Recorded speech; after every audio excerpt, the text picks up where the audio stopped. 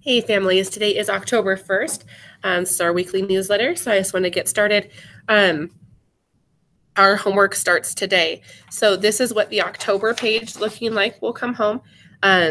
This is the backside with those activities that I discussed that you could be doing at home to help your students improve skills. On the front is where they record that they read for 20 minutes each day. So every day they're just going to color in one of these candy corns here. This needs to come back to me on the first day of November because you'll need it till the 31st to color in your last ones. So please just send this back the first class day of November, and they will get a coupon for a free pizza at Pizza Hut. The other piece of homework that you're going to see home today, this is what the little packet looks like. It has each day of the week. So today for Monday, this is their job. Our letter for this week is M. So it has them color all the pictures start with an M and practice tracing the numbers 4 and 5. Then tomorrow they have a page all the way through Thursday. So you'll notice there's no Friday. So Thursday is the last day. So this needs to come in their red folder on Friday to me. So this is their packet homework or flip book that I called it. The next thing that you're getting today is a peek at our week. We started reading today. This page will give you all the pertinent information for this week in reading. So the main things I want you to focus on when you get these is the sound of the week. This week is M, and the 3 sight words. Sometimes there's more or less depending on the week. This week it's the, we, and C, and our letter is M.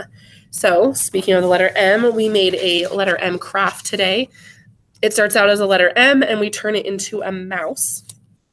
And I want you to take a look at your kiddos' work when it comes home and look at their scissor skills. We talked about on this project that we want to leave the black trim around all of our pieces. This was so that I could see following directions and consistency of cutting. The tail was very hard since it's squiggly.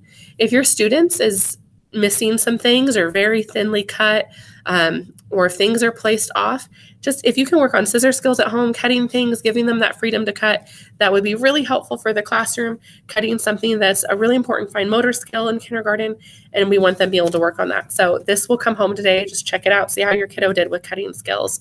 The next thing that I am sending home is a writing packet. This is just for your own knowledge. I've had a lot of parents asking how we form letters in kindergarten. I use the handwriting without tears style. So this will show you all the capital letters, and it says how to form them, where to start. The biggest thing is to start at the top of letters always and coming down or around. We never start at the bottom of a letter. This next page has the lowercase letters. It looks really confusing because people see this and they're like, oh, that's a lot of letter C's. But if you can see, this is the progression of how you make the letter A.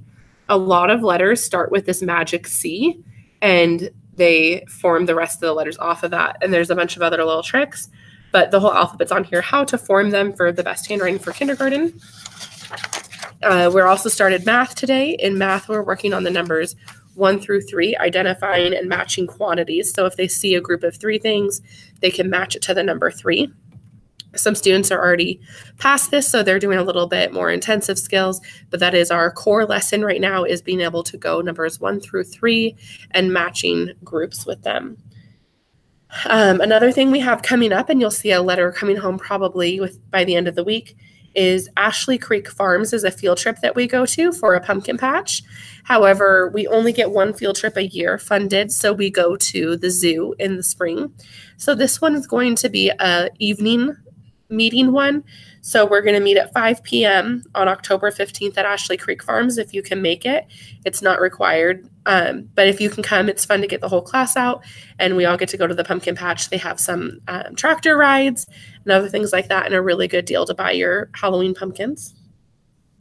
And the last part I have for today is substitutes. So I will have a substitute here this Wednesday in the afternoon. I will still be here at school for the walk hit assessment. We get time to enter data, poll kids for testing. And so I'm taking those 2 days as 4 half days just to get to know more subs in our district.